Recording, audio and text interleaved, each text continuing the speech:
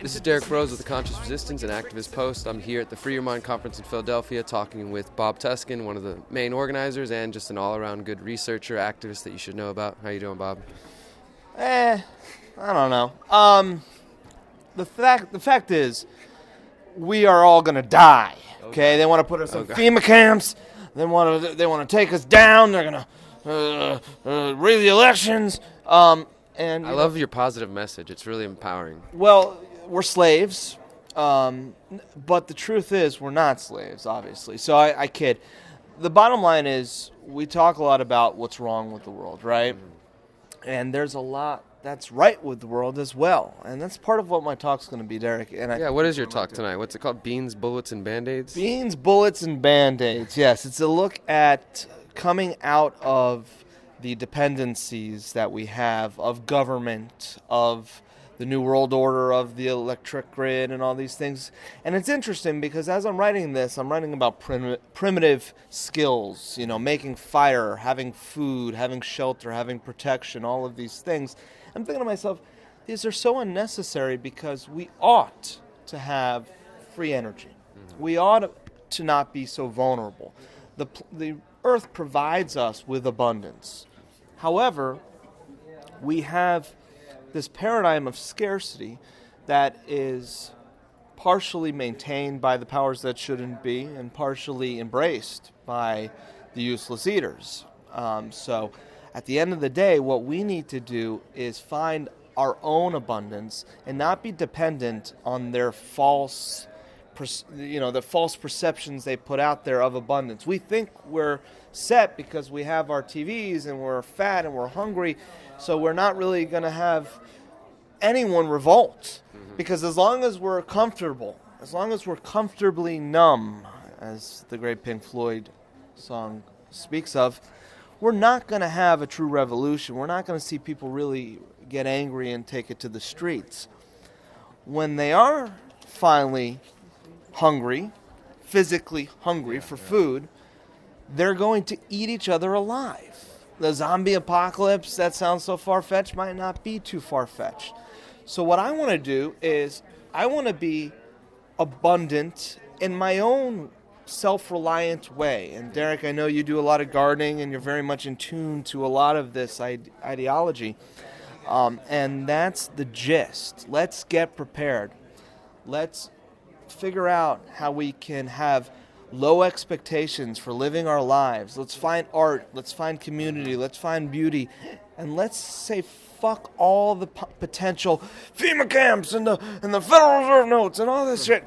I mean, we're going to have to operate under those confines to a certain extent, but let's do the best we can to just go beyond. Yeah, absolutely. So, for one, I appreciate that message. It's definitely something that I vibe with, and that I think more and more activists and researchers are trying to move in the direction of solutions. Like you said, we know what's going on. We've known for a while what's wrong, and now it's time to figure out how we can become sustainable in our own ways, in our own communities. But at the same time, when I look around the country right now, especially the 2016 election, I don't think I've ever seen, and my recent memory of 30 years of the U.S. as divided as now with, Trump, Hillary, Sanders, and all these, the elections divide people every 4 years, but it definitely seems right now is a very powerful time for, the elite, the powers that shouldn't be, to be dividing people. I just like your take on that. You've been active for a long time. What is your take on, the current state of things and how it differs from maybe the past? As far as politics is concerned, I see some of these candidates, like Bernie Sanders, for instance, as an obvious release valve with no real ability to take on the power structure, and he's become a popular candidate. And same thing with Donald Trump on the other end of the spectrum, a release valve, a false prophet, if you will. And I'm going to say this, and I might ruffle some feathers out there, but Ron Paul was the same thing. Ron Paul didn't do shit for us. Dr. No was great. He stood up to some things, he exposed the Federal Reserve, became this pseudo-celebrity of liberty. And what the fuck have you done, Ron Paul? Why didn't you expose 9/11? What have you done? And people might take that as a controversial perspective, but come on. If we think that putting our onus on a savior, a politician, is going to do anything at the end of the day to really change this planet, then we got another thing coming. We are the change, right? and be the change. Be the change. We are the change, and be the change. And stop putting a tremendous amount of energy and resources and on all these people in the political system. It's the definition of insanity. Yeah, absolutely. Doing the same thing over and over again. What the fuck do you expect? What the fuck do you expect? Do you really fucking think these politicians are going to help us? I mean, maybe a local sheriff, maybe, get the right constitutional sheriff. But still, I mean, we just got to worry about ourselves. There's no hope in politics. We just got to worry about ourselves. We got to worry about getting the info out to the best of our ability and getting prepared and learning and loving and living, man. That's all I'm about these days. I agree. And just one last thing, as I said, how long have you been active doing what you do? Oh, over 10 years now. So over 10 years that you've been involved in these various movements and organizing events, speaking with people, doing radio shows and podcasts and all kinds of things. If you've got one piece of advice out there, I think you've sort of already said it, but just one last final thought to leave the audience with, with all your experience and where you see things going, what is something you can offer to people out there who are just kind of getting their journey going? Yeah, first of all, don't take yourselves too seriously.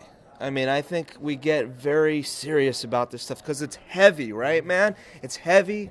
We're trying to process it, and it's at times so consuming that we forget that, we just got to chill out a little bit. So chill out a little bit. Don't get me wrong. I want you to be into this stuff, and I understand the gravity of it, but chill out. And also remember that just because somebody's not awake, or they're not awake to the flat earth or to the this or the birth or the whatever, just because they are not at the same level you are, or however you rank that in your own minds and judge it, doesn't mean that they're not good. Yeah.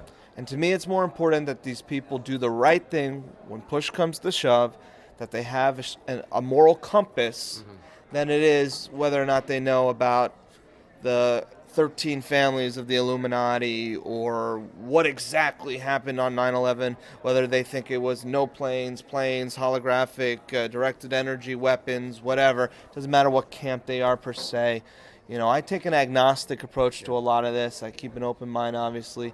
But at the end of the day, remember, people are people. People are good. Many of them are being brainwashed and bombarded. But if we can help get to that root of each other and remember that, I think that'll help us all in the long run.